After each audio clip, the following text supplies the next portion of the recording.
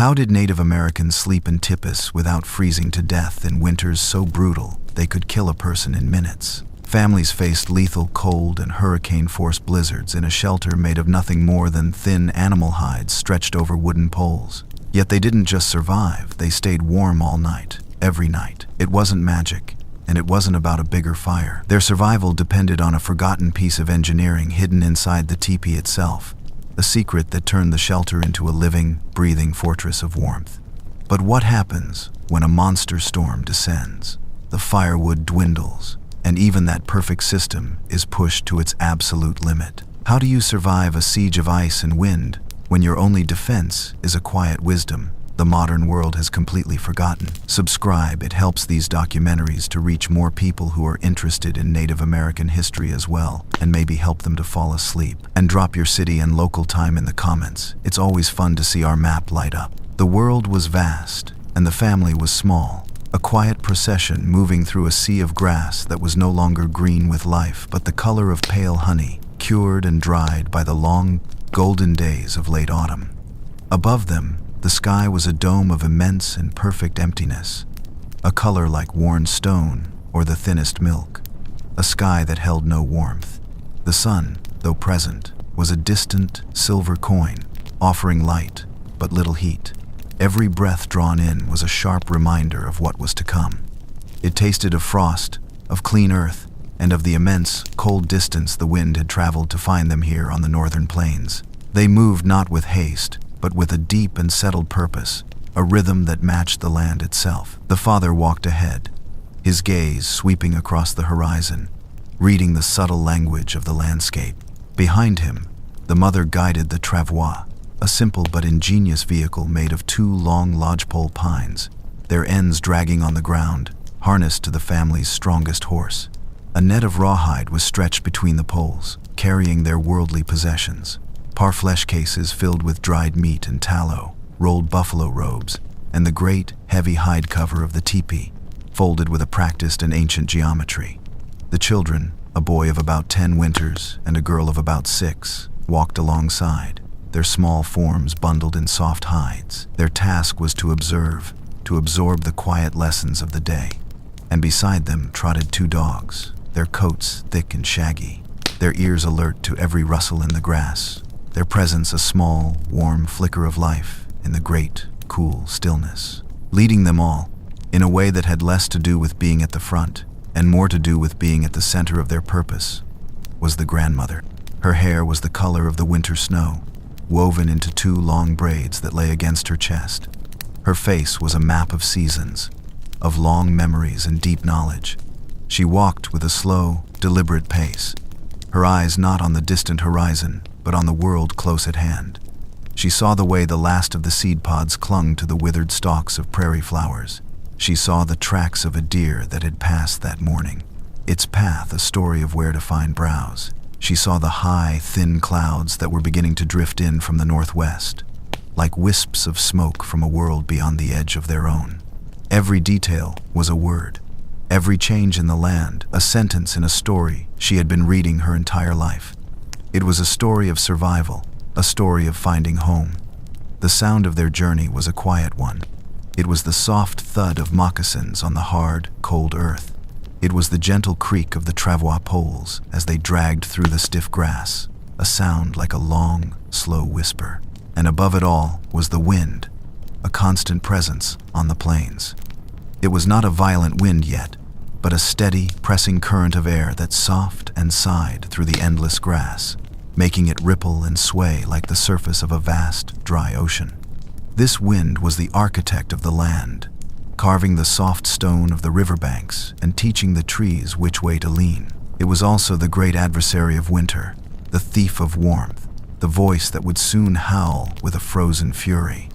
And so, finding a place to blunt its edge was the most important work of these final, fading days of autumn. For hours they had followed the gentle curve of a river, a ribbon of life that wound its way through the plains. The water itself was dark and slow-moving, already beginning to form a thin lacework of ice along its quietest edges. But the river offered more than just water. It had carved a valley, a shallow depression in the land that gave the first layer of protection from the wind. and along its banks, life clung more tenaciously. Willows grew in thick, tangled stands, their thin branches bare but still flexible, and rising above them were the true kings of the river valley, the cottonwoods. The grandmother paused, her eyes fixed on a particular bend in the river ahead. The others stopped behind her, a silent, fluid halt that required no spoken command. They stood, patient, as she read the land. With her chin, a gesture as subtle as a thought, she pointed. Not at any one thing, but at a whole collection of things, a confluence of favorable signs. There, the river made a sharp turn, and on the inside of that bend, it had left a wide, flat terrace of land, high enough to be safe from any early spring flood. This terrace was cradled by a steep, eroded bank on its western and northern sides, a natural wall of earth that would stand strong against the prevailing winds of winter. But the most important feature was the grove of trees that grew there, a stand of ancient cottonwoods, their trunks thick and gnarled, their bark a pattern of deep, gray furrows. They stood like a council of elders, their massive, bare branches reaching for the sky. Even without their leaves, their combined presence formed a formidable shield, a porous wall that would not stop the wind entirely, but would break it apart, tame its force, and turn a relentless assault into a series of manageable currents. The grandmother gestured again with her chin, this time toward the ground beneath the trees. Here, the grass was taller and thicker, protected from the worst of the summer's sun and the wind's drying power. It would provide soft, insulating bedding for the floor of their lodge. She also pointed to the tangle of fallen branches and dead wood scattered at the base of the trees. This was a gift of fuel, dry and seasoned, waiting to be gathered. She knew the character of cottonwood fire. It was not a wood that burned with a hot, fast rage like pine, but one that burned with a slow, steady heart, producing a bed of glowing coals that would radiate warmth for many hours. It was a patient fire for a long night. Here, in this single place, were the three great necessities for a winter camp: shelter from the wind, a ready supply of water from the river, and an abundance of dry fuel. It was a place that spoke not just of survival, but of comfort. A place that said, "You can be safe here. You can rest." The decision was made. The father led the horse forward, guiding the travois into the heart of the whispering grove. The sound of the world changed as they moved beneath the canopy of branches. The vast, open sigh of the prairie wind was replaced by a more intimate collection of sounds. The rustle of the few remaining brown leaves clinging stubbornly to the cottonwood twigs, the gentle creaking of the great limbs as they shifted in the breeze. The air felt different, too. It was still cold, but it had lost its sharpest edge. The wind's teeth had been blunted by the trees. They were inside now, held in the protective embrace of the grove. The family began the quiet, rhythmic work of making a home. The mother unlashed the rawhide ropes, holding the bundles to the travois, her movements economical and sure. The father took his stone axe and began to clear a space on the ground, a perfect circle about 15 feet in diameter, scuffing away the dry leaves and stray twigs until he reached the bare, flat earth. This would be the floor of their home. The children, knowing their roles without being told, took up woven willow baskets and began the first of many journeys to collect firewood. They didn't venture far, gathering the small, dry branches that could be broken by hand, piling them neatly near the cleared circle. Their movements were a game, but a serious one. They knew the fire was the heart of the lodge, and their work was to feed it. The camp dogs, their duty of watching over the journey now complete, investigated the new smells of the grove with wagging tails, but they never strayed far from the familiar scent of their human family. They understood, in their own way, that this small patch of earth was now the center of their universe. The grandmother did not busy herself with the heavy work. Her task was one of observation and direction, a quiet oversight that ensured everything was done correctly. She walked the perimeter of the chosen site, her moccasins making no sound on the soft earth. She bent down and crumbled a bit of the soil between her fingers, testing it for dampness. She looked at how the afternoon light filtered through the branches, noting where the shadows fell. Her most important task was to locate the precise spot for the teepee's door. For this, she did not look at the Sunday, she looked at the trees. She showed her son how the oldest cottonwoods bore the signature of the wind, On their northwest faces, the bark was often scoured and worn, and the growth of branches was sparser. On the southeast side, they were more sheltered, the bark more intact. The tipi door must always face east or slightly southeast. It was a rule as old as their people. It faced away from the prevailing west and northwest winds, ensuring that a gust would not blow directly into the lodge, and it faced toward the rising sun, a daily welcome to the gift of light and new beginnings. She found the perfect orientation and, with a stick, drew a small mark on the earth. This single mark would dictate the entire geometry of the home. All the other preparations radiated out from this understanding of the wind and the Sunday. The air was growing colder now. The silver disk of the sun was sinking toward the western horizon, and the sky was taking on a softer, violet hue at its edges. The wind, which had been a steady murmur in the high branches, seemed to be gathering its strength, its voice deepening.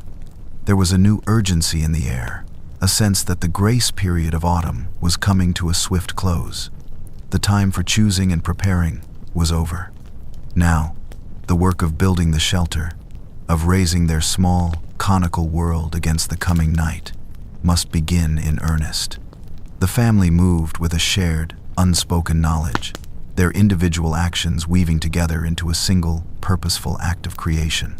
They were not just building a shelter, they were raising a home, a small island of warmth and life in the vast, gathering cold of the northern plains. And it all began here, in this quiet, sheltered grove, a place chosen not by chance, but by a deep and patient wisdom passed down through countless generations, a wisdom that knew how to listen to the whispers of the land. With the perfect circle cleared upon the earth and the direction of the door marked, the time had come to raise the bones of the lodge. The father and mother moved toward the travois, where the long, slender lodgepole pines were lashed together. These were not just any poles, gathered hastily from the surrounding grove. These were the family's true wealth, more valuable than beads or blades. They had been carefully selected months ago, far away in the high country where the pines grew tall and straight, reaching for the sun in dense forests. There, the trees grow slowly, their wood gaining a density and strength that the fast-growing trees of the river valley could never match. After being felled, they were painstakingly prepared.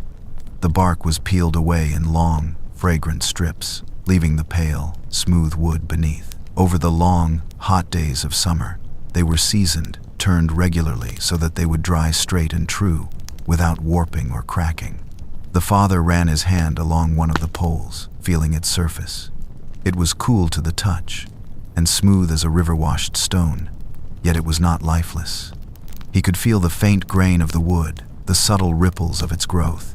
Each pole had its own character, its own balance, and he knew them as a hunter knows his arrows. From the bundle of a dozen or more poles, he and the mother carefully selected 3. These were the foundation poles, the tripod upon which the entire structure would rest. They were chosen not just for being the straightest or the strongest, but for how they would fit together. Like 3 old friends, their slight bends and imperfections would complement one another, locking together to form a foundation of unshakable stability. They laid these 3 poles on the ground, their thick bases near the edge of the cleared circle, their tapered tips overlapping in the center. The mother then unwound a long, braided rope of rawhide. It was thick and strong, yet remarkably flexible. She handed one end to the father, and together they began to lash the 3 poles at the point where they crossed. This was a knot of great importance, a lashing technique passed down through generations. It was not a simple wrap. It was a careful, deliberate weaving, the rope passing over one pole and under the next, creating a series of figure eights that held the poles securely but not rigidly. The knot had to have a bit of give, allowing the tripod to be raised and spread without binding. The father pulled each wrap tight, using his weight to cinch the rawhide, while the mother guided the rope, ensuring it lay flat and did not twist. The sound of their work was the soft friction of rope on wood, a rhythmic, purposeful sound in the quieting afternoon. When the knot was complete, it was a beautiful thing, a compact bundle of woven strength that formed the very heart of the lodge's frame. Now came the moment of raising. The father and mother positioned themselves at the base of the lashed poles. The children, their work of gathering kindling done for the moment, stood back and watched. their faces filled with a quiet awe. This was a familiar ritual, but one that never lost its sense of magic. On a silent count, the parents stooped, took hold of the poles, and began to lift. It was a movement of practiced grace, not of brute force. They used their legs, pushing up, their backs straight. The poles rose from the ground, at first heavy and awkward. Then, as the angle increased, they seemed to grow lighter, wanting to stand.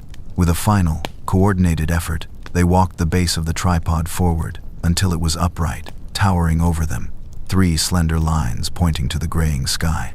The father held the structure steady, while the mother, her eyes sighting from one side and then the other, guided him in spreading the 2 front poles. They moved them apart until the distance between them defined the width of the future doorway, the one that would face the rising Sunday. Then, with a gentle shove, they pushed the 3rd pole back, toward the west, until all 3 were balanced in a perfect, stable triangle on the ground. The bases sank slightly into the soft earth, and the tripod stood on its own, a simple, elegant pyramid of wood that was now the center of their world. It was a form of profound strength. A square or a rectangle of poles would wobble and collapse, but the tripod was absolute in its stability. The wind could push against it, but it would only drive the legs more firmly into the ground. This was the unshakable core. With the foundation secure, the rest of the work flowed with a steady rhythm. The father began to lay the remaining poles into the structure. He would pick one up, rest its heavy base on the ground at the perimeter of the circle, and then, walking his hands up the pole, he would lift its tip into the sky and nestle it carefully into the V-shaped notch created by the tripod lashing. Each time a pole settled into place, it made a satisfying, woody sound, a solid thump that spoke of a good fit. He did not place them randomly. There was an order, a pattern that ensured the weight was distributed evenly, creating a symmetrical cone, one on the north side, then one on the south, then one halfway between them, slowly filling in the gaps. He worked his way around the circle, his movements unhurried, his focus complete. The boy watched his father's every move, learning. He saw how his father sighted down the length of each pole before lifting it, how he chose which side of the pole should face inward, how he made tiny adjustments to its position on the ground to create a perfect circle. This was not a blueprint read from a page. It was a blueprint carried in the mind and in the muscles, a knowledge so deep it was like breathing. As he worked, the shape of the home began to emerge. What was moments ago an empty space on the ground was now defined by a beautiful, soaring cone of pale wood, a delicate cage of lines against the sky, all converging on that single, strong knot at the apex. While the father raised the skeleton, the mother and grandmother prepared the skin. They walked to the travois and began to unroll the great hide cover. It was an immense and heavy thing, the result of many hunts and countless hours of patient work. It was made from about 14 buffalo cow hides, chosen for their suppleness and lack of thick, heavy fur, which would make them lighter to transport. The hides had been scraped clean, treated with a mixture of animal brains and liver to soften them, and smoked over a smoldering fire. This smoking process was what gave the cover its beautiful, creamy, buckskin color, and more importantly, it prevented the hide from becoming stiff as a board when it got wet. The individual hides were trimmed into specific shapes and then stitched together with thread made from the long, strong sinews taken from the back of a buffalo. The women's stitching was precise and strong. The seams overlapped to shed water. When the sinew thread got wet, it would swell, tightening the stitches and making the seam virtually waterproof. Laid out on the frosty grass, the cover was not a circle, but a vast semicircle, with 2 long flaps, like wings or ears, extending from the straight edge. This ingenious shape was the key to wrapping the cone-shaped frame perfectly. The moment had come to join the skin and the bones. The father selected the final pole, one of the straightest and smoothest. This was the lifting pole. They laid it down on the ground so that its tip rested on the center of the hide cover's straight edge. The mother then securely tied the hide to the pole at several points, creating a strong bond between them. The children came to help, their small hands gripping the edges of the enormous hide, as they all worked together to fold the 2 sides of the semicircle inward, over the pole, wrapping it in the heavy, soft buckskin. Then came the heaviest lift of all. The father positioned the base of the lifting pole at the back of the teepee frame, directly opposite the doorway. Taking a deep breath, he began to raise it, just as he had with all the others. But this time, it carried the full weight of the lodge's cover. As the pole rose, the hide cover began to unfold, draping over the frame like a great, heavy cloak. The mother and grandmother stood on either side, guiding the edges, making sure they didn't snag on the poles. With a final, great heave, the lifting pole was settled into place, and the teepee was transformed. No longer was it a mere skeleton of wood. It was a shelter. It had walls. It had an inside and an outside. The two halves of the cover hung down the front, leaving a vertical gap from the ground to the smoke hole at the top. The family then worked together to close their new home. The mother took a basket of long, slender pins, each about a foot long, carved from ash wood and sharpened at one end. Starting just above where the doorway would be, she pushed the pins through a series of corresponding holes that lined the two edges of the hide cover, lacing the front of the teepee together like a giant coat. The father followed behind her, pulling the hide taut as she worked, ensuring a snug fit. They left the bottom few feet open for the door. Then, using heavy wooden stakes, they began to peg the bottom edge of the cover to the ground.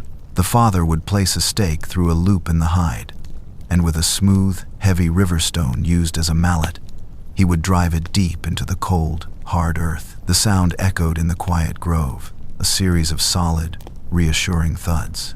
Each peg pulled the hide tighter, stretching it smoothly over the frame until the conical shape was perfect, its lines clean and sharp against the deepening twilight. The last things to be put in place were the two smoke flap poles. These were more slender than the main poles and were not part of the primary structure. The father fitted their thin tips into special pockets sewn onto the outside of the two flaps at the top of the teepee. These poles allowed the family to adjust the flaps from the outside, opening or closing them, and changing their angle to control the draft for the fire, depending on the direction and strength of the wind. With the flaps set to be open just enough, the beautiful, conical home stood complete.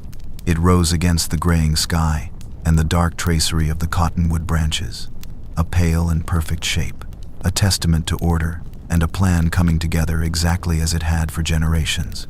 The initial challenge of shelter was met. Inside that circle of pegged-down hide, there was now a promise of safety, a refuge from the vastness of the prairie and the bite of the coming wind. The children were already bringing the first armloads of wood inside, their movements filled with a happy sense of purpose. The camp dogs curled up near the unlit fire pit, as if they knew the warmth was not far away. The family stood for a moment, looking at their work, a quiet sense of satisfaction settling over them. The world outside could do its worst. They had raised their home. The final peg was driven into the frozen earth, just as the last of the sun's light was being absorbed by the high, thin clouds. A sense of quiet satisfaction settled over the family, as profound and real as the shelter that now stood before them. The father walked the perimeter one last time, his hand pressing against the taut hide, testing the tension. He nodded, pleased. The teepee stood firm and true, a pale cone of silent strength amidst the dark trunks of the cottonwoods. Inside, the mother and children had already begun to turn the empty space into a home. They unrolled thick buffalo robes, the hair left on for insulation, and laid them around the edges of the lodge, creating warm sleeping and sitting areas. In the center, a shallow pit had been dug for the fire, and a circle of smooth river stones placed around its rim. The air inside was still and cold, carrying the earthy smell of the bare ground and the faint, smoky fragrance of the cured buffalo hides. But it was a protected stillness, a cold that was contained, no longer attached to the immense and searching cold of the open plains. The work had been good, and now the promise of warmth and rest felt close at hand. And then it happened. The change did not come with a sound, but with the sudden absence of it. The wind, which had been a constant companion all day, a steady voice murmuring through the high branches of the cottonwoods, simply stopped. One moment, the world was filled with its familiar sighing and rustling. The next, an unnerving silence descended upon the grove. It was a silence so deep and absolute that it felt like a pressure against the ears. The last few withered leaves on the trees, which had been trembling all afternoon, hung perfectly still, as if frozen in place.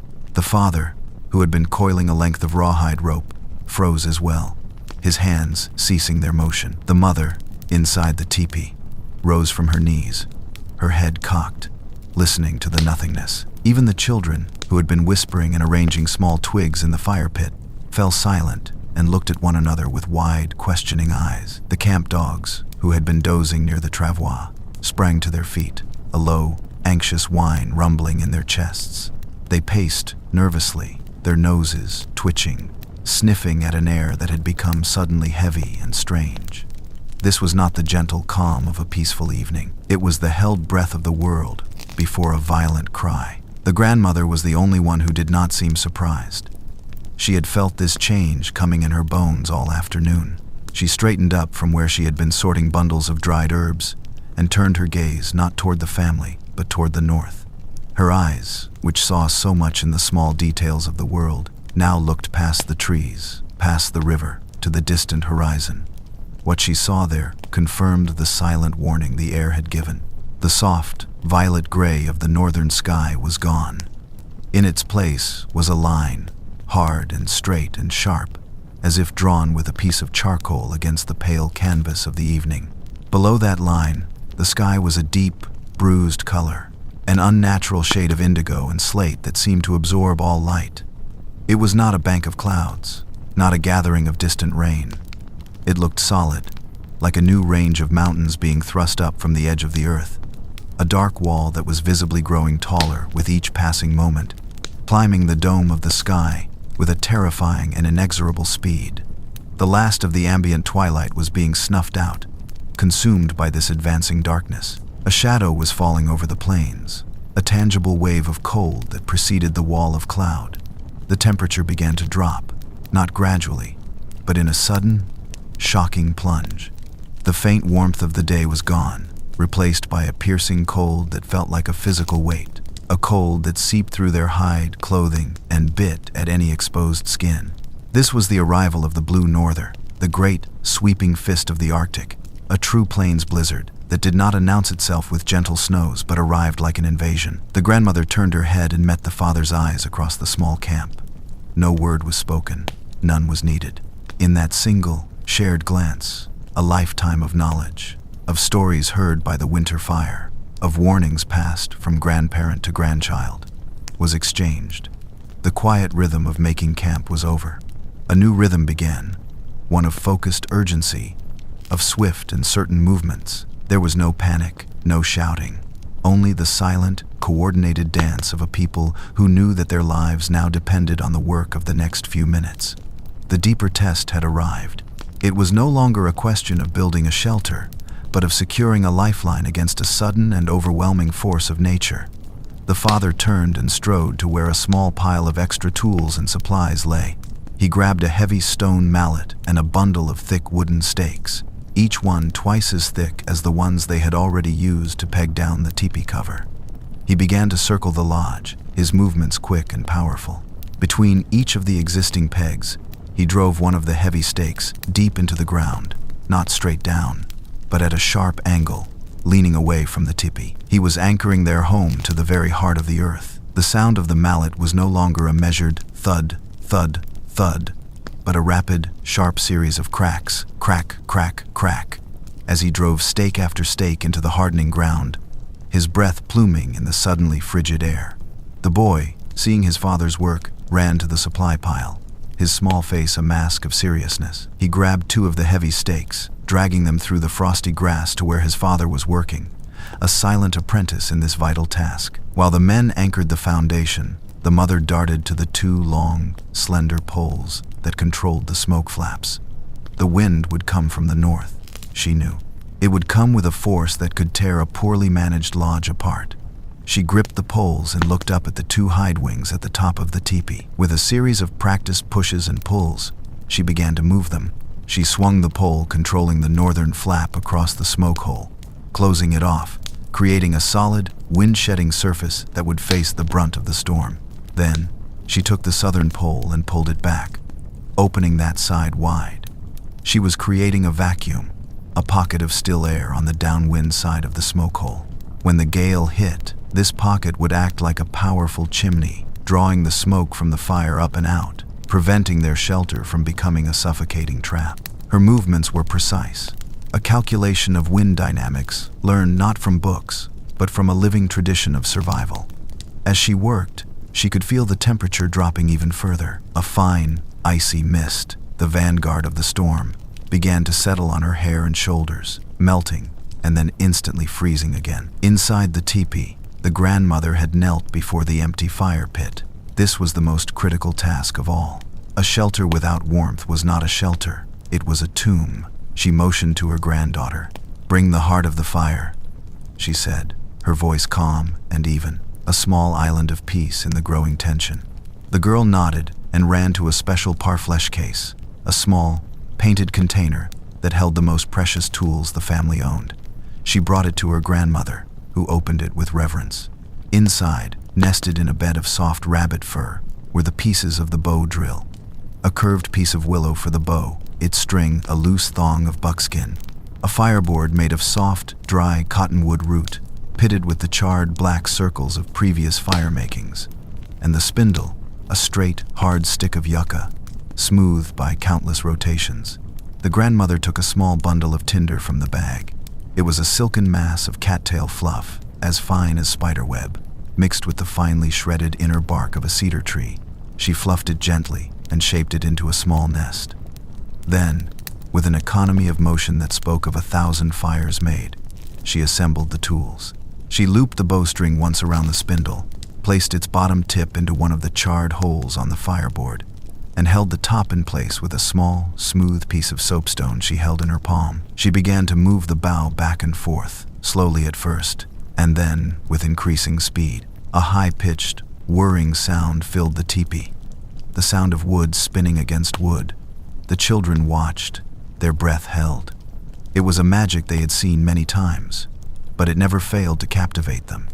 The grandmother's face was serene, her focus absolute. A wisp of smoke, thin and fragrant, curled up from the point where the spindle met the board. The smell of hot, dry wood filled the air. She increased her speed, her arm a blur, and the smoke thickened. She stopped. With the delicate tip of a twig, she nudged the fireboard aside.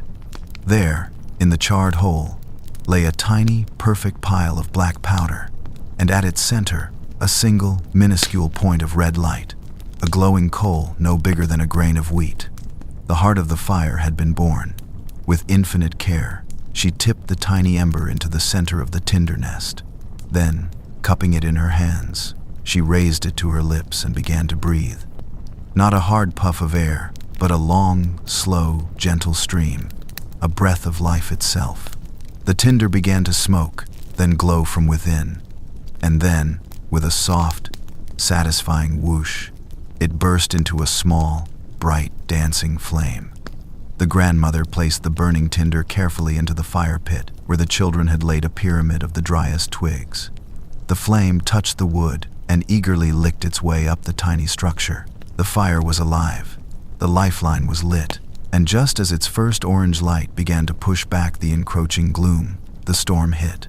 It did not arrive with a rising howl. It struck like a physical blow. A solid wall of air slammed into the north side of the teepee, and the entire structure shuddered. The taut hide boomed like a giant drum, and the poles groaned under the sudden, immense pressure. The carefully prepared frame held, the angled stakes dug in, and the tripod stood firm. Immediately following the impact came the sound. It was not a moan or a whisper. It was a high, deafening shriek, a sound of pure violence, the voice of a frozen world in torment. And with it came the snow.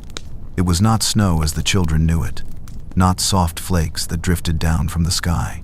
This was a horizontal blizzard of tiny, razor-sharp ice crystals, flung with the force of a thrown stone. The ice scoured the hide cover with a loud, hissing, scratching sound, like a billion grains of sand being blasted against a wall.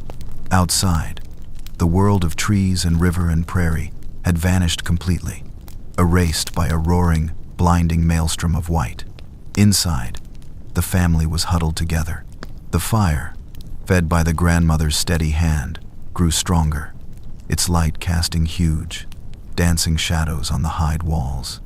The deafening roar of the wind was a constant pressure from the outside, but the small, defiant crackle of the fire was the sound that held the center of their world. The father took a final look at the lacing pins by the door, ensuring they were secure. The mother drew the children close, wrapping a heavy robe around their shoulders. They had done everything they could. They had read the signs, acted with speed and knowledge, and brought the fire to life in the heart of their home just in time. Now, there was nothing left to do but endure. They settled into the long night, their faces illuminated by the warm, orange light.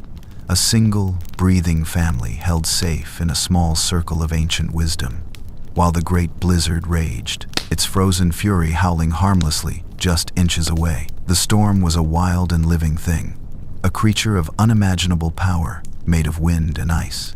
Its voice, a ceaseless, deafening roar, pressed in on the teepee from all sides, a physical weight of sound that vibrated through the lodge poles and into the very bones of the family huddled within.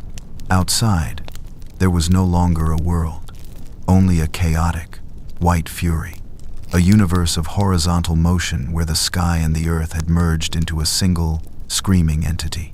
Any living thing caught unsheltered in that maelstrom would be scoured, frozen, and buried within minutes. It was a power that demanded submission, a force that seemed capable of erasing the very memory of warmth and stillness from the world.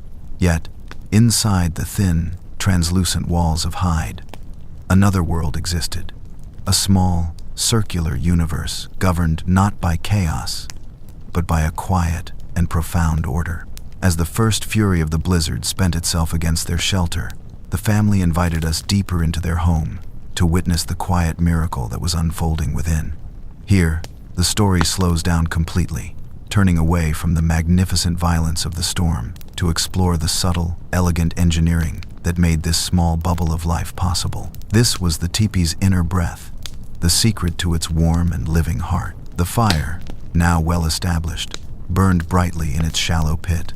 Its flames, a vibrant dance of orange and yellow, leaped and swayed, casting a warm, flickering light that pushed the deep shadows to the very edges of the lodge.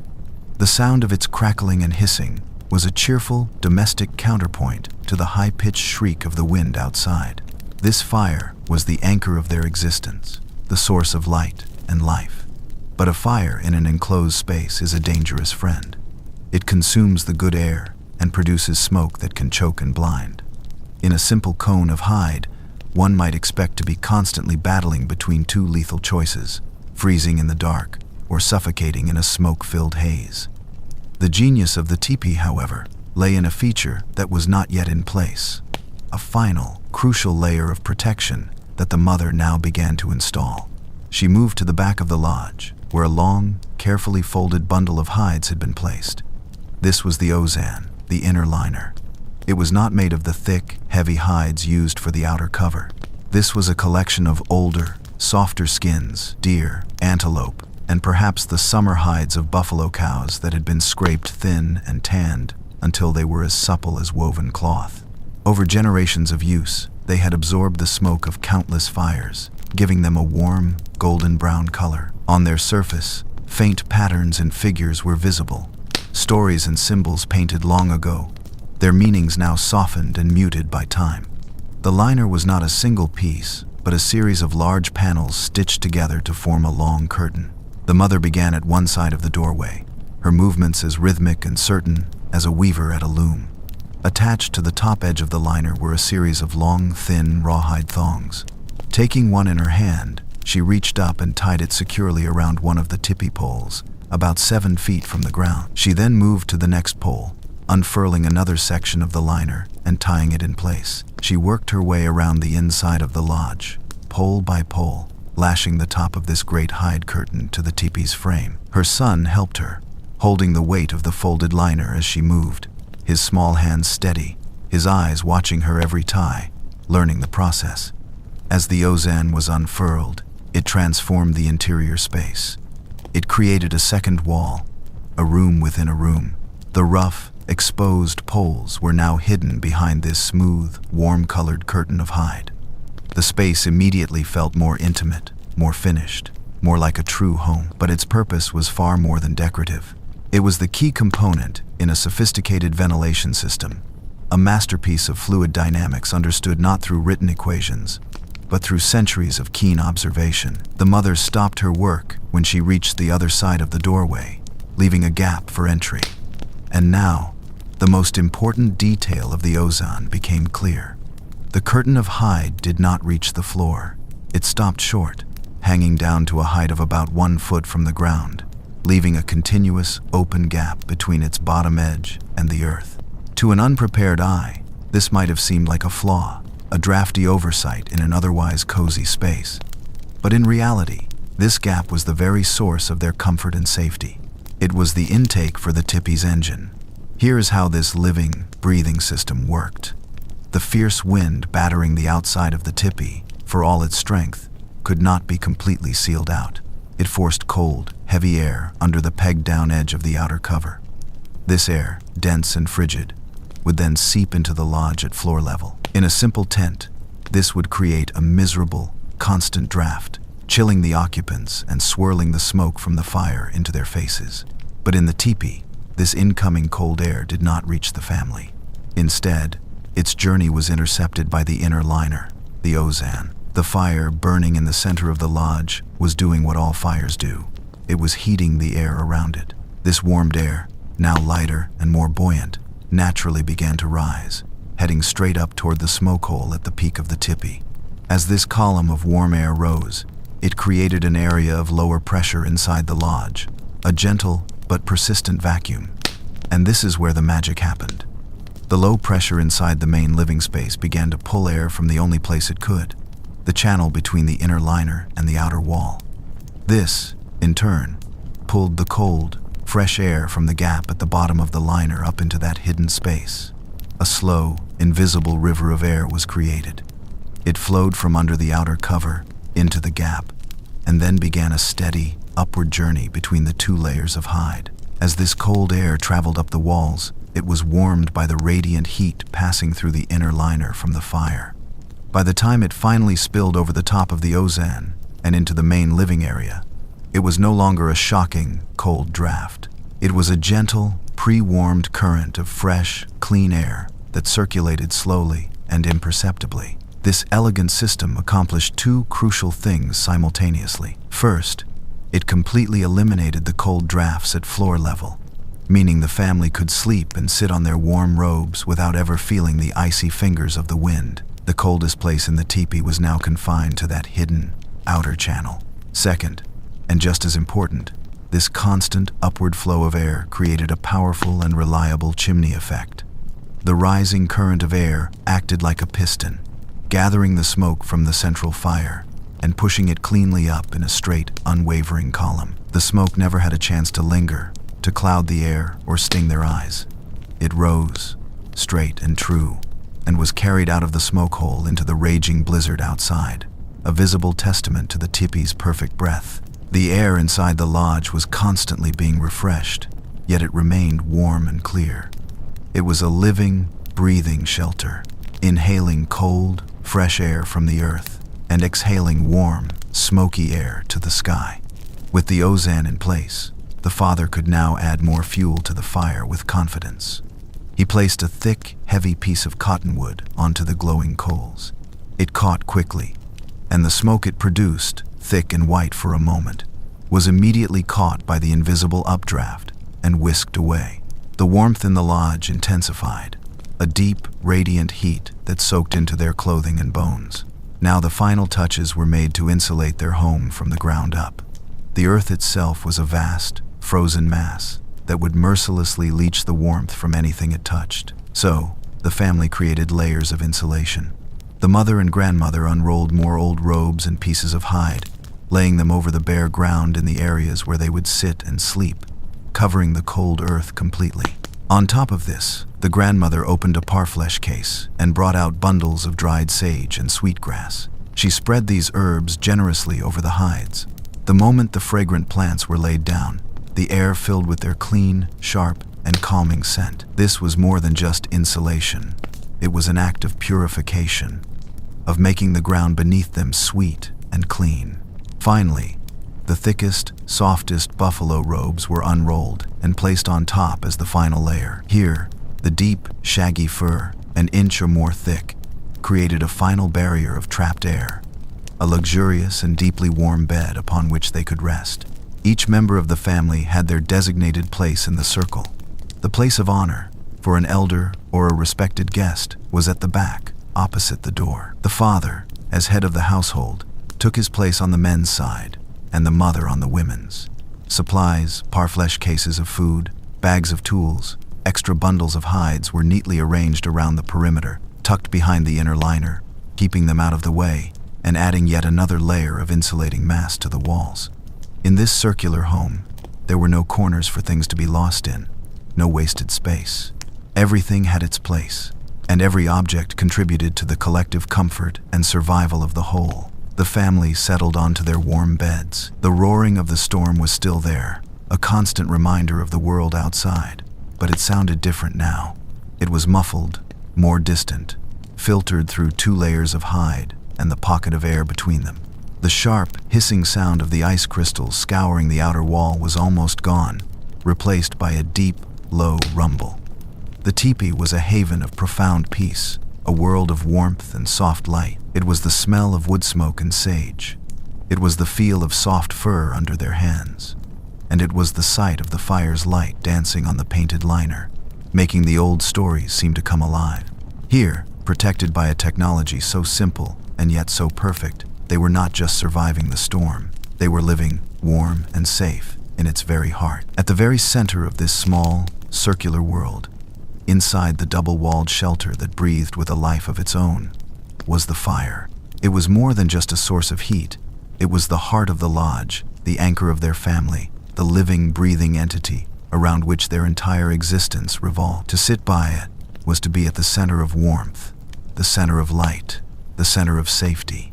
Its flames were a constant, mesmerizing dance, a story told in flickering tongues of orange and red that sent shadows cavorting across the painted inner walls, making the ancient figures of buffalo and hunters seem to move in the dim, warm light.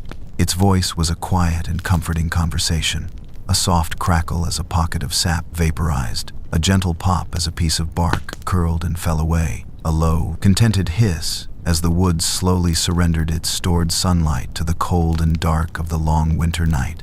Every sight and sound of the fire spoke of life and security, a powerful and reassuring presence against the unceasing roar of the blizzard that raged just beyond the thin membrane of hide. This heart, however, was not a simple, untamed thing. It did not burn on its own. Its steady, life-giving pulse was the result of a skill as deep and as nuanced as hunting or tanning, a form of quiet wisdom passed down through generations, the art of fire management. This was a knowledge that began long before the first spark was struck, back in the quiet days of autumn when the firewood was gathered.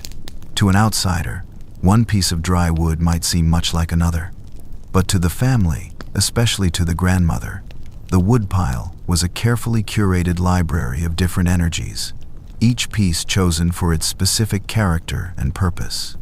They knew the hierarchy of fuel, the language of the different trees.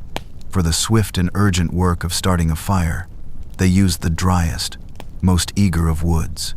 The thin, brittle branches of willow, or the dead, standing stalks of last year's sunflowers, were perfect for this. When placed on a nascent flame, this kind of wood would catch instantly, bursting into a bright, hot, cheerful blaze. It was a sprinter's fire, burning with a joyful and impatient energy, giving its warmth freely and quickly. But its very eagerness was also its weakness. It burned out almost as fast as it began, leaving little more than a pile of pale, insubstantial ash. It was the wood of beginnings, essential for coaxing a flame to life, but it could not sustain a family through a long, freezing night. For that, a different kind of character was required, a wood with patience, with endurance, with a deep and steady heart. For the long, slow work of generating lasting warmth, the family depended on the great cottonwoods that stood guard around their camp. The father had spent the last hours of daylight splitting sections of a thick, seasoned cottonwood trunk that had fallen in a storm seasons ago. The wood was dense and heavy in his hands, its grain tight and straight. He did not split it into thin kindling, but into thick, substantial logs. This wood was different. It did not leap to flame like the willow. When placed upon the fire, it took its time. It would smolder and steam for a few moments, the heat slowly penetrating its dense fibers. Then, it would catch, not with a roar, but with a deep, quiet resolve. The cottonwood fire was not a fire of brilliant, high-reaching flames. It burned with a low, steady, and intensely hot glow, producing a fire that was more coal than flame. It was this magnificent bed of deep, red-orange embers that was the true source of the teepee's warmth. It did not waste its energy in a brilliant display. Instead, it radiated a powerful, consistent heat that soaked into the river stones placed around the fire pit and filled the entire lodge with a profound and lasting comfort. This was a fire you could turn your back on, a fire you could trust. It was the steady, enduring heart of an elder, full of warmth and slow-burning wisdom. Knowing the difference between the quick, bright spirit of the willow and the slow, deep soul of the cottonwood was the first and most fundamental rule of keeping a winter lodge. As the evening deepened and the blizzard continued its relentless assault, the grandmother became the quiet keeper of this central heart. She sat on her soft robe, her back straight, her attention focused on the small circle of fire. Her movements were a lesson in economy and purpose. She did not fidget or poke needlessly. She watched, she listened, she understood the fire's needs. When a log burned through and shifted, creating a gap in the bed of coals, she would take up her fire stick, a simple, straight branch of ash. Its tip hardened in a previous fire, and with a gentle, precise nudge, she would roll the log back into place, closing the gap and restoring the perfect, even glow. When she added a new log, she did not toss it on. She placed it with the care of a mother laying a sleeping child in its bed, positioning it exactly where the coals were hottest, ensuring it would catch properly and burn cleanly. Her son watched her, his young face serious in the firelight. He saw how she read the color of the coals, knowing that a bright orange meant good, hot burning, while a dull, dark red signaled a need for more air. He saw how she would sometimes use her stick to lift the edge of a log for a moment, allowing the air to flow underneath, coaxing a lazy ember back into a vibrant glow. Through her silent instruction, he was learning that tending a fire was not a chore. It was a conversation, a partnership between the human and the flame. Arranged in a neat circle just outside the fire pit were a dozen smooth, gray river stones. The father had chosen them carefully from the shallows of the river weeks before. He had looked for stones of a certain size and shape, not too big to be heavy, but large enough to hold a good amount of heat. He chose stones that were dense and free of cracks, for he knew that a stone with a hidden fissure could trap a pocket of moisture, which, when heated, could turn to steam and cause the stone to explode with dangerous force. These chosen stones now sat in their circle, patient and silent, basking in the intense, radiant heat of the fire. All evening long, they had been slowly, steadily absorbing the energy of the burning cottonwood, drinking in the warmth and storing it deep within their stony hearts. They were like a savings of heat, a reservoir of comfort being filled for the coldest part of the night to come. The children, feeling the gentle warmth radiating from them, would sometimes reach out and touch their smooth, dry surfaces. The stones were already wonderfully hot, a promise of the deeper warmth that they would provide later, when the family finally settled down to sleep. These simple, silent stones were a crucial part of the teepee's heating system, a way of distributing the fire's gift of warmth, of moving it away from its source and placing it exactly where it was needed most. As the night wore on, and the rhythm of the family's life inside the teepee settled into a deep and peaceful routine, the time came to prepare for sleep. The bright, active fire was no longer needed for light or cooking. Now, its purpose shifted from active heat to a slow, steady, all-night maintenance of warmth. The time had come for the grandmother to perform the most delicate and important act of fire management, banking the embers. This was a quiet ritual that would ensure the heart of the lodge would not die in the night, but would merely sleep, keeping them safe and warm until morning. First, using her fire stick, she gently pushed aside the larger, unburned pieces of wood, moving them to the outer edges of the fire pit. Then, with methodical care, she began to gather all the glowing red and orange embers into a single, compact mound in the very center of the pit. This concentration of coals created an intensely hot core, a consolidated heart of pure heat. Next, she reached for a small hide bucket that sat near the woodpile. It was filled with fine, silvery gray ash, carefully saved from many previous fires. This ash was completely dry and as soft and powdery as flour. With a piece of flat bark used as a scoop, she began to take up the ash and gently, almost reverently, pour it over the glowing mound of embers. She did not dump it on all at once. She covered the coals with a slow, meticulous layering. A fine layer of ash, then a pause, another layer, and another. The brilliant orange glow of the embers began to soften, to dim, as if a veil was being drawn over them. She was tucking the fire into bed. The thick blanket of ash served as a perfect insulator. It trapped the heat within the mound of coals, preventing it from radiating away too quickly. At the same time, it starved the embers of oxygen, slowing their rate of consumption to a bare minimum. She was not extinguishing the fire. She was putting it into a state of suspended animation. Enough air could still filter through the powdery ash to keep the embers alive, but not enough to let them burn with an open flame. When she was finished, the fire pit was no longer a place of bright light.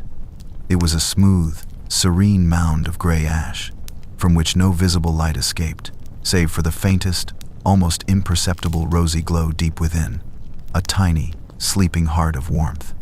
Now the mother moved to the circle of heated stones. With 2 large pieces of thick leather to protect her hands, she carefully picked up one of the intensely hot stones. She wrapped it in an old piece of soft deerskin, creating a small, warm bundle. She tucked this bundle deep inside the thick buffalo robes of her daughter's bed, near her feet. She did the same for her son, and then for her own mother, the grandmother. These small, personal warmers, these captured pieces of the fire's heart, would continue to release their stored heat for hours. A gentle, radiant warmth that would guard them against the deepest cold of the pre-dawn hours. The state of the camp had reached its peak stability.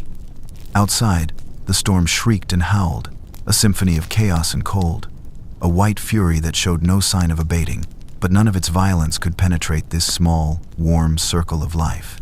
Inside the teepee, a profound and unshakable peace had descended. The only light now was the soft, ambient glow that filtered through the translucent hide walls from the moon, a moon hidden behind a world of swirling snow, which turned the entire lodge into a soft, ethereal lantern. The air was warm and smelled sweetly of wood smoke, sage, and the clean, earthy scent of buffalo hide. The sound of the wind was no longer a threat, but a distant, muffled lullaby. The deep, rumbling voice of the great world outside their safe and protected space. The only sounds within were the soft, even rhythms of a family breathing in the quiet of their home, a gentle rise and fall of shared breath in the warm, secure dark. The perfect geometry of the cone, the steadfast strength of the tripod, the ingenious breath of the ozan, and the sleeping heart of the fire had all combined to create this moment of perfect balance, an island of absolute calm in the midst of a raging, frozen sea. They had faced the full force of the winter's first assault, and they had answered it not with force, but with knowledge, with grace, and with a quiet and enduring wisdom. The long night did not pass in a single, defined arc from dusk to dawn. Time itself seemed to have dissolved, becoming a slow, indivisible river of darkness and sound. The blizzard did not break or pause. It settled in for a long and patient siege. Inside the teepee, cocooned in the deep, shaggy warmth of the buffalo robes, the family had drifted into sleep. It was a rest born of hard work and a deep, instinctual trust in the strength of their lodge and the wisdom that had built it. They slept while the storm god howled, their breathing a quiet, steady rhythm against the roaring chaos outside. The small, wrapped stones at their feet continued to leak their gentle, stored warmth into the bedding, and the banked fire at the center of the lodge held its sleeping heart of heat beneath its thick blanket of ash. For hours, the balance held, a perfect equilibrium between the furious energy of the storm and the quiet, enduring peace of the shelter. It was the father who woke first, not to a sound, but to a subtle shift in the quality of the cold. The air in the teepee was still warm, but a certain edge had crept into it, a faint reminder of the lethal temperatures just a layer of hide away. He lay still for a long moment, listening. The wind's voice had not diminished. If anything, it had deepened, its high shriek settling into a lower, more resonant roar that seemed to make the very ground vibrate. The world was still held captive. He knew, without seeing the sun, that a new day should have begun. But the light filtering through the smoke-cured hide walls was no different than it had been in the deepest part of the night. It was a dim, uniform, pearlescent gray, the color of a world without direction, a world buried in white. Slipping carefully from his robe so as not to disturb the others, he moved toward the center of the lodge. His first task was to awaken the fire. He knelt before the smooth mound of ash and, with a flattened stick, he gently scraped away the top layer. The faintest rosy glow from the embers beneath greeted him, a tiny, promising wink in the dimness. With the care of a surgeon, he exposed a small patch of the glowing coals. He laid a piece of the driest, most finely split kindling directly upon them, and then, leaning close, he began to breathe. A long, steady, patient breath, coaxing the sleeping heart back to life. A thin curl of smoke rose, and then a tiny flame flickered, hesitated, and then caught, climbing eagerly up the kindling. The fire was reborn. He added a few more small pieces, building a fragile structure of light and warmth. He knew he must feed it something more substantial, something that would rebuild the bed of coals and drive back the encroaching chill. He turned to the woodpile. It sat in its designated place, a neat stack of split cottonwood logs brought inside before the storm hit. And as his eyes adjusted to the growing firelight, a quiet, serious knot of concern tightened in his belly. The pile was smaller than he had expected it to be, considerably smaller. In his mind, he replayed the previous evening. They had fed the fire generously, first to drive out the initial damp chill, and then to build a strong heart against the storm's first brutal assault. He realized now that they had used the wood of perhaps 2 ordinary days in just a few short hours. It was not a mistake, it was a necessity.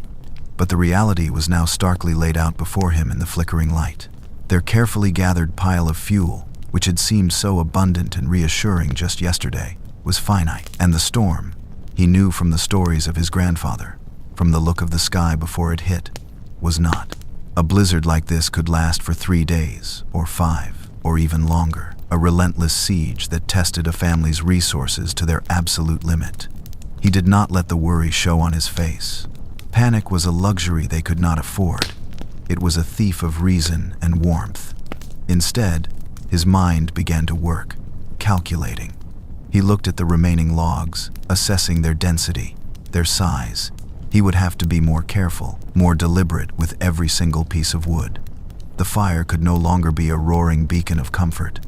It had to become a meticulously managed engine of pure survival. The dramatic force of the storm's arrival was over.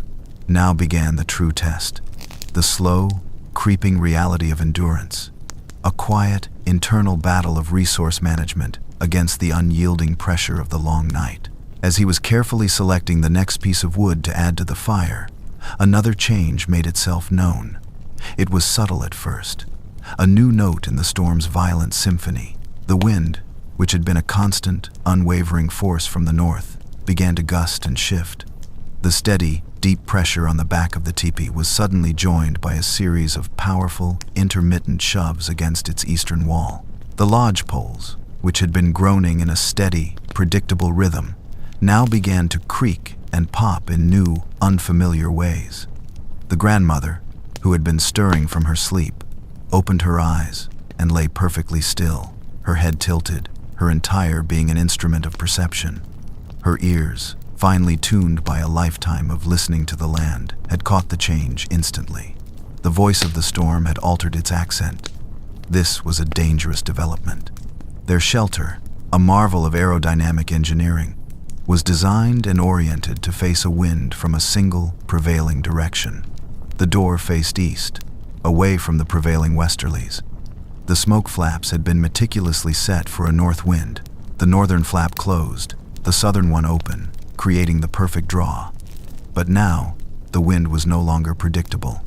It was circling, confused and angry, like a predator searching for a weakness, and it found one.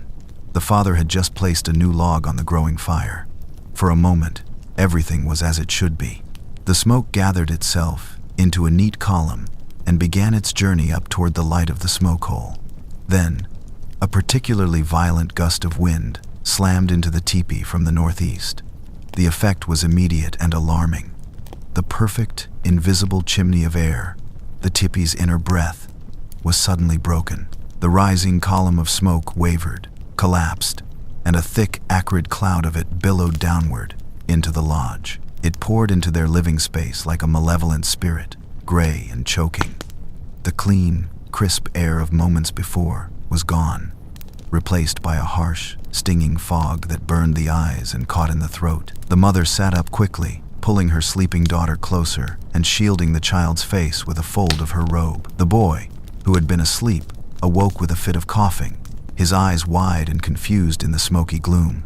Even the dogs began to whine and pace nervously at the edge of the lodge, their sensitive noses offended by the sudden pollution of their sanctuary. The warm, safe haven had, in an instant, become a hostile and uncomfortable trap. The initial solutions were not enough. The father grabbed one of the long smoke flap poles that lay inside the lodge for just this purpose. Standing near the fire, he reached up into the smoky darkness and tried to push against the inner side of the eastern flap, attempting to close it against the new direction of the wind. But the pole was awkward to manage from inside, and the wind fought him with a furious, invisible strength. It snatched at the hide flap, making it buck and thrash. One moment, he would seem to have it in place, and the next, a swirling eddy of wind would tear it from his control, sending an even larger cloud of smoke pouring back down into the teepee. The carefully engineered system, so perfect and elegant under normal conditions, was being pushed beyond its design. It was a moment of profound vulnerability. Their perfect shelter was failing from within. The grandmother, her face calm and unreadable in the churning smoke, watched him struggle for a moment. Her expression was not one of fear, but of deep, focused thought. The initial plans, the standard procedures, had met their limit.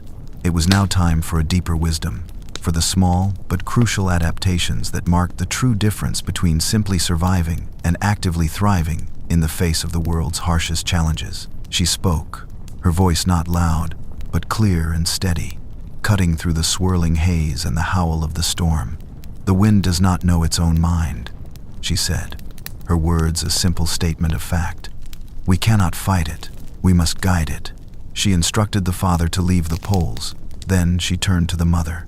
"Move the robes," she commanded softly.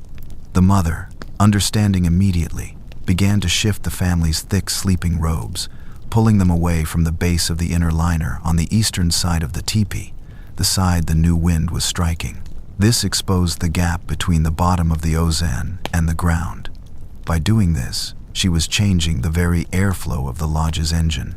She was intentionally opening a larger intake on the side the wind was attacking, inviting more of the cold air to enter the channel between the walls at that specific point. It seemed counterintuitive to invite the enemy further into their defenses. But the grandmother's wisdom was not about building higher walls.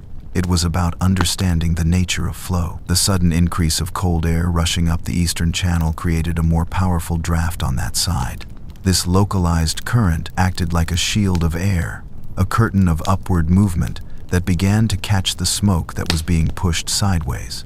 The smoke, finding this new, stronger path of least resistance, began to be drawn into the channel and guided back toward its proper upward course. It was a tiny, almost invisible choice, an adjustment not of the large, external structure, but of the subtle, internal breath of the home. Slowly, almost magically, the air began to clear. The thick clouds of smoke thinned to hazy wisps, and then even those were captured by the corrected draft and pulled up and out of the smoke hole. Within minutes, the air was once again clear enough to breathe easily. The immediate crisis had passed, but the balance had not yet been fully restored. The process of clearing the smoke had required them to let more of the frigid outside air into the lodge's circulatory system. The creeping cold, which the father had felt upon waking, had taken another determined step inward. The warmth from the banked fire had been dissipated, and the new fire, struggling in the poor draft, had not yet been able to re-establish its dominance. The radiant heat was gone, and for the first time, the family felt a true, penetrating chill inside their home. The challenge was no longer a single, dramatic force. It had become a complex, interlocking puzzle of cold, smoke, and dwindling resources, a siege on multiple fronts that would require their constant vigilance, their collective knowledge, and a quiet, unyielding endurance. The long night was far from over. It had only just begun to show them its true and patient strength. With the immediate crisis of the smoke averted, a new and more profound challenge settled into the teepee. The lodge was clear, but it was now cold. The delicate balance of warmth and air had been disrupted, and the immense, penetrating chill of the blizzard had found a way to press its advantage. The family did not respond with grand, sweeping actions. There were no more logs to be gathered from outside, no way to add more layers to their shelter. The battle could no longer be won with strength or material. Instead, they retreated into a different kind of knowledge, a deeper understanding of efficiency, conservation, and the quiet power of small, almost invisible choices. This phase of their survival was not about fighting the cold. It was about accommodating it with a profound and subtle wisdom. They moved into a phase of stillness and observation, where every movement, every breath, every tiny adjustment was calculated to preserve and restore the fragile warmth of their small, circular world. The father, seeing the renewed clarity of the air, instinctively reached for the woodpile, his first thought being to build up the fire, to create a large, roaring blaze that would drive the cold back with brute force. But the grandmother, seeing his intention, placed a gentle hand on his arm. Her touch was light, but it carried the weight of a lifetime of winter knowledge. "A big fire eats a big pile of wood," she said, her voice barely a whisper above the sound of the storm. "A small, smart fire warms a family just as well." This was the first lesson in the wisdom of small things.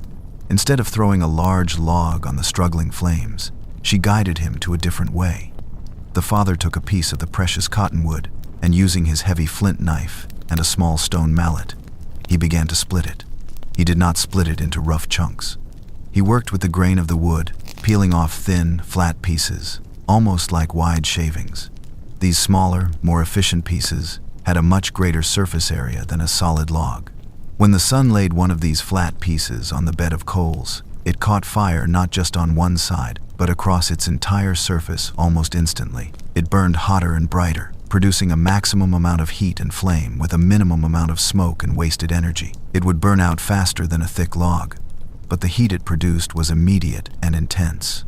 They would feed the fire this way for a time, sliver by sliver, not seeking to build a long-lasting bed of coals, but to generate a quick, powerful wave of radiant heat that would push back the immediate chill.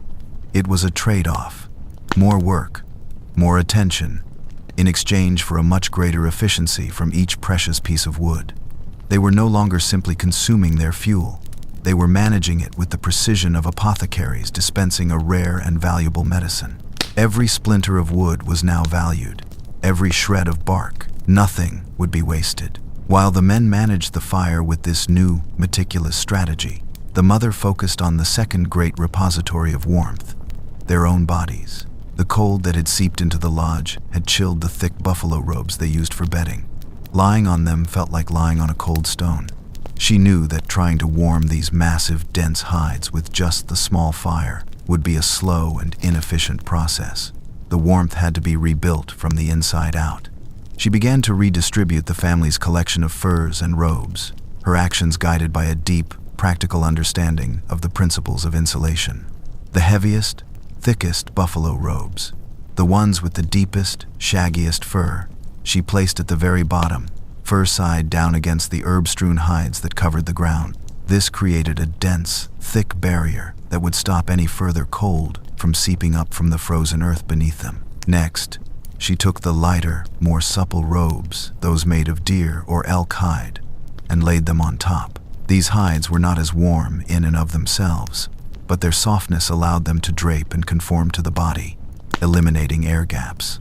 Finally, on the very top, she placed their softest, most prized furs: beaver, fox, and rabbit. These were not for foundational warmth, but for direct contact with the skin, for their luxurious softness and their ability to instantly trap the smallest amount of body heat and reflect it back. She then gathered the children, who were huddled together, shivering slightly in the cold air. She cocooned them in a single shared envelope of robes, positioning them between herself and their grandmother. In this small, human nest, their collective body heat was pooled and shared, not allowed to dissipate into the cold air. The dogs, sensing this island of warmth, curled up at their feet, adding their own small, furry furnaces to the collective. The mother then drew the edges of the robes up and over them, tucking them in carefully, creating a warm, protected pocket of still air. Within minutes, the temperature inside this small nest of bodies and fur began to rise, transforming a cold, miserable space into a warm, secure, and deeply comforting haven. She had not created new heat. She had simply captured and conserved the heat they already possessed, demonstrating that the arrangement of resources is often more important than the quantity. It was an act of profound care that was also a masterclass in thermodynamics, a silent lesson in the physics of survival. Meanwhile, the grandmother's attention had returned to the problem of the shifting wind and the fickle smoke. The adjustment of the robes at the base of the liner had worked as an emergency measure, but it was not a perfect, long-term solution.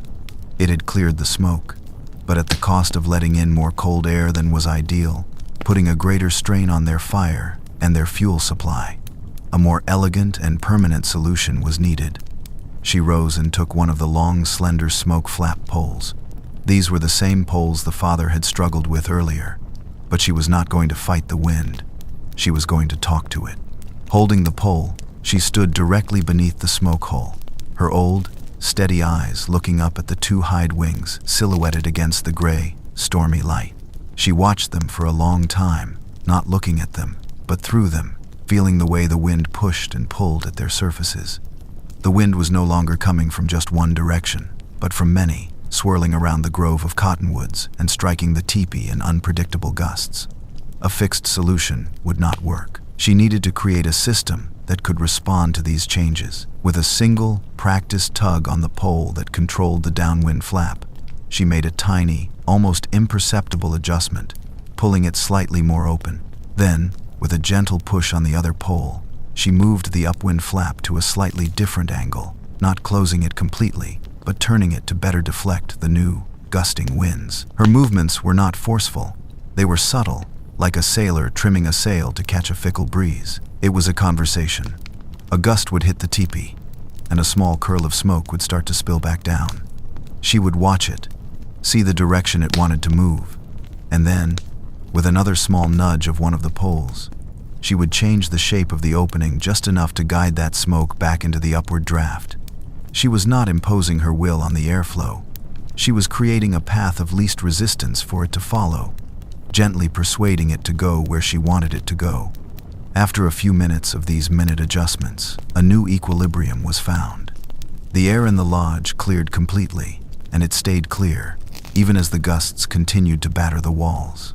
She had tuned the top of their home like a finely crafted instrument, finding the precise configuration that would allow it to breathe properly again, but without the cost of letting in a large, chilling draft. Her work done, she sat back down, the air in the lodge now both warm and clean.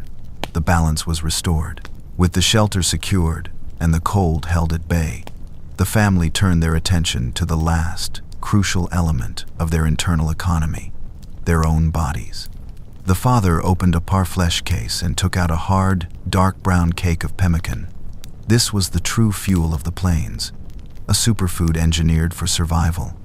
It was a simple but powerful mixture of lean buffalo meat, dried until it was hard as a rock, and then pounded into a fine, fluffy powder. This powder was then mixed with an equal amount of rendered, liquid fat from the buffalo's kidneys and bone marrow. Finally, a handful of dried choke cherries or June berries were stirred in, providing a small amount of sweetness and essential nutrients. The whole mixture was then packed tightly into a rawhide bag, where it would harden as it cooled. Stored this way, pemmican would last for years, a portable, incredibly calorie-dense source of energy that required no cooking. The father took his knife and shaved off a small piece for each member of the family. The portion was small, just a spoonful, but it was incredibly rich. The high concentration of fat provided an immediate and long-lasting source of internal heat, a slow-burning fuel for their own bodies. As they ate the rich, savory, slightly sweet pemmican, they could almost feel the warmth spreading through their chests, a small personal fire being kindled from within. Finally, to calm the lingering tension of the morning's crisis, and to quiet the restless minds of the children, the grandmother began to tell a story. Her voice was low and melodic, a comforting, rhythmic sound beneath the constant roar of the wind. She did not tell a frivolous story. She told the story of the white buffalo, a sacred story of a great gift that had been given to their people long ago, a gift that had brought them the knowledge of how to live in balance with the world. As she spoke, the images of the story filled the small lodge. The children, their bellies full and their bodies warm inside the nest of robes, grew quiet, their eyes fixed on their grandmother's face. The story was more than an entertainment. It was a tool, a way of passing on their most important values, their history, and their understanding of the world. It was also a way of calming fear, of replacing the anxious noise in their heads with the calm, steady cadence of a story they had heard 100 times before. It reminded them that they were not alone, that they were part of a long, unbroken chain of people who had faced storms like this before and had survived. It was a lesson in resilience, delivered not as a lecture, but as a gift. And so, through a series of small, interconnected acts of wisdom, the efficient splitting of wood, the careful layering of robes, the subtle tuning of the smoke flaps, the sharing of life-giving food, and the calming power of a story, the family restored the perfect balance of their home. They had faced the creeping tendrils of a new and complex crisis, and they had answered it not with a panicked fight, but with a quiet, collective, and deeply intelligent grace. They had remembered the wisdom of small things. After a time that could have been hours or days, another change arrived. It was not a shift in the wind or a drop in the temperature, but a gradual alteration in the very fabric of sound. The violent, high-pitched shriek of the blizzard, the sound that had been the constant, roaring backdrop to their existence, began to soften. The relentless, percussive assault of ice crystals against the hide walls subsided, fading from a harsh, scratching hiss into a gentle, whispery rush. The deep, vibrating roar of the wind did not vanish entirely, but its voice lost its angry, tormented edge, mellowing into a low, resonant hum, a sound more like a great beast breathing in its sleep than one on a furious rampage. And then, finally, even that deep hum faded away, leaving behind a silence so profound and all-encompassing that it was even more shocking than the storm's initial, deafening arrival. It was a stillness that was not empty. It was thick, heavy, and absolute, a silence that seemed to absorb all sound, a quiet made of a million tiny, soft surfaces. The family, who had grown so accustomed to the constant roar that it had become a kind of silence in itself, now found this new quiet to be a tangible presence in the lodge. They stirred from their nests of fur, not fully awake, but aware on some deep, instinctual level that the long siege had finally come to an end. The grandmother was the first to fully awaken. She lay on her back, her eyes open in the dimness, simply listening. She heard the soft, even breathing of her family, the gentle pop of a log settling in the fire pit where the father had carefully rebuilt the bed of coals, and the quiet thump of a dog's tail wagging in its sleep. But beyond these small, domestic sounds, there was nothing. The world outside had fallen completely silent. Slowly, a new quality of light began to filter into the teepee. The uniform, oppressive gray that had been their sky for so long began to give way to a brighter, more luminous quality. A single, pure ray of pale golden light found its way through the smoke hole at the peak of the lodge and speared down through the still air, illuminating a perfect circle on the ground near the fire. In that beam of light, millions of tiny dust motes and ice crystals danced and swirled, a miniature, silent galaxy heralding the return of the Sunday. The scene inside the teepee was one of profound and serene peace.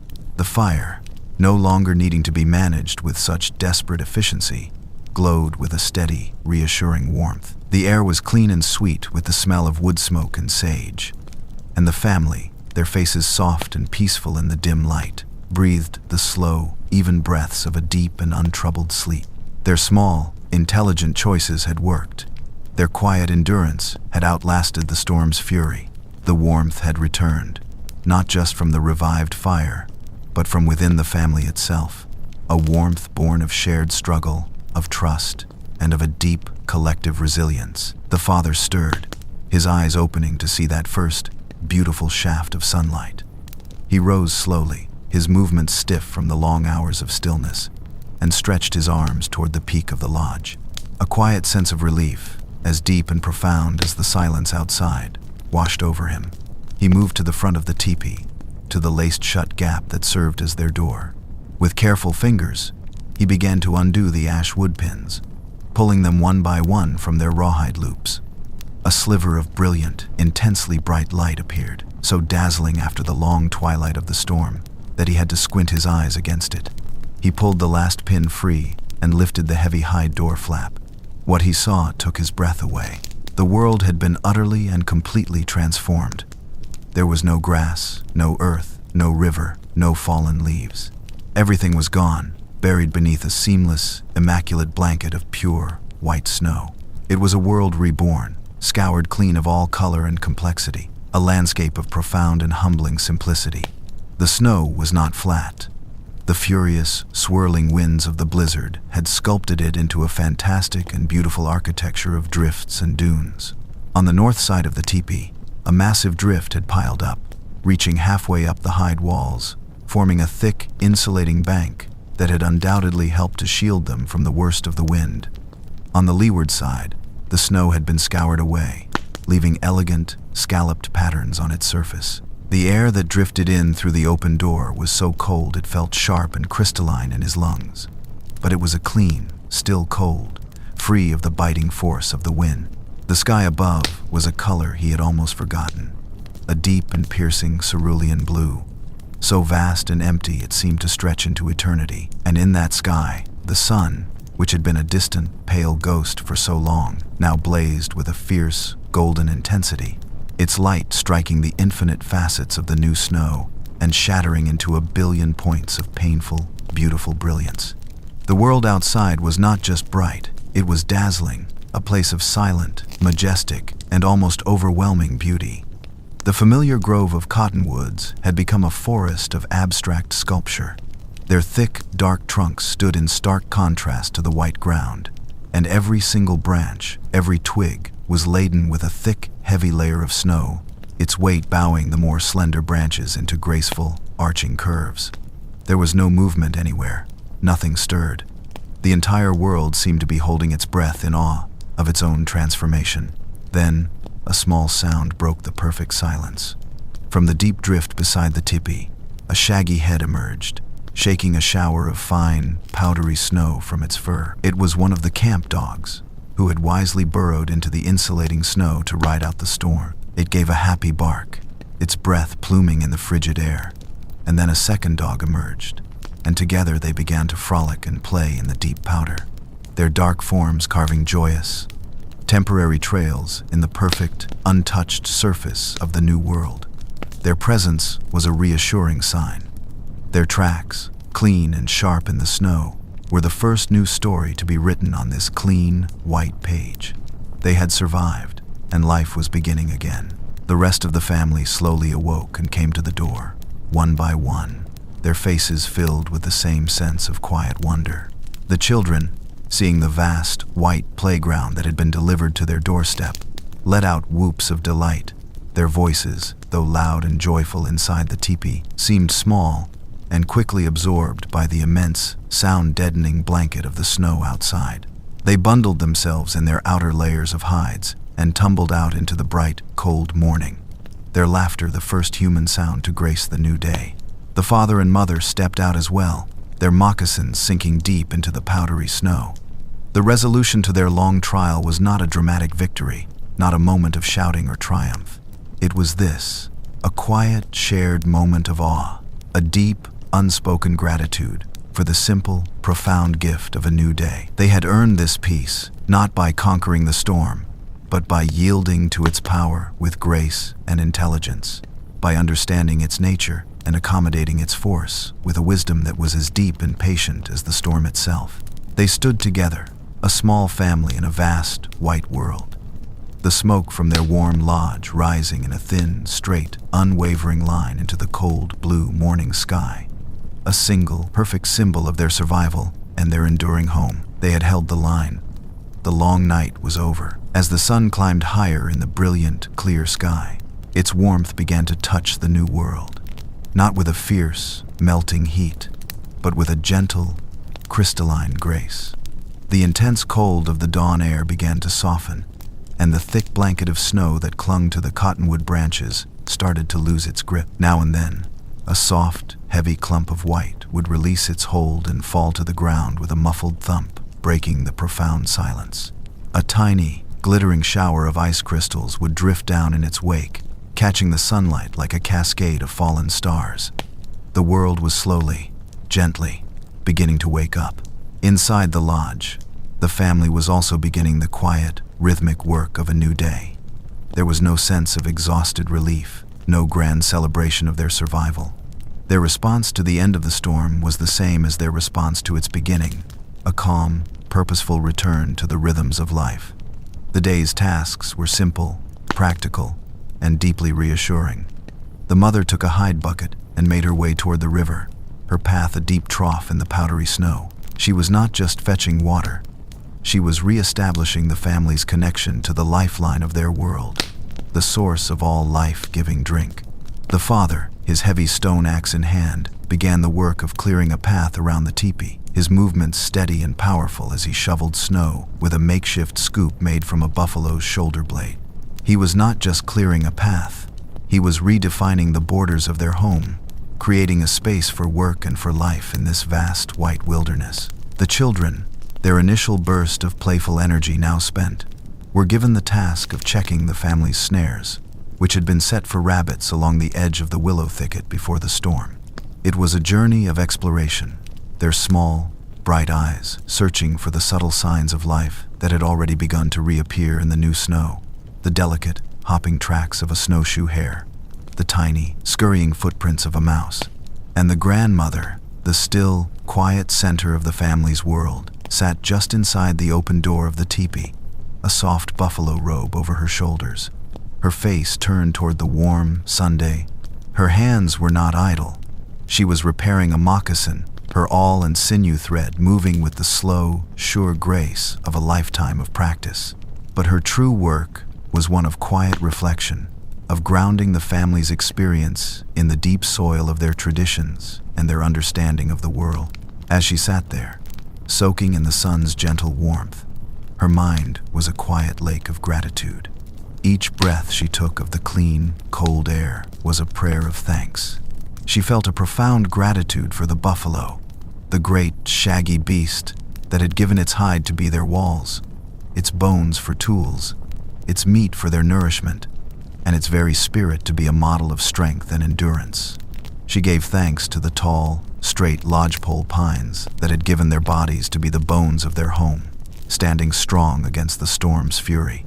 And she offered a quiet word of thanks to the ancient cottonwoods, who had not only blunted the wind's edge, but had also given their dry, fallen limbs to be the slow-burning heart of their fire. In her mind, the teepee was not just a clever arrangement of sticks and hides. It was a living, sacred entity, a model of the entire universe held in miniature. The circular floor was the earth, the ground on which they lived their lives. The conical walls were the sky, the great dome that stretched over them, and the poles were the pathways that connected the earth to the sky, the paths on which the people's prayers could travel up to the spirit world. The fire at the center was the Great Spirit, the source of all light, all warmth, and all life. To live inside this sacred circle was to live in balance, to be constantly reminded of one's proper place in the great, interconnected web of existence. The storm had not been a malicious enemy to be defeated. It had been a powerful and necessary part of the world's great cycle, a teacher whose lessons were harsh but true. It had reminded them of their vulnerability, but it had also shown them their strength. It had tested their knowledge, and it had proven that the old ways, the wisdom passed down from the ancestors, were still strong and true.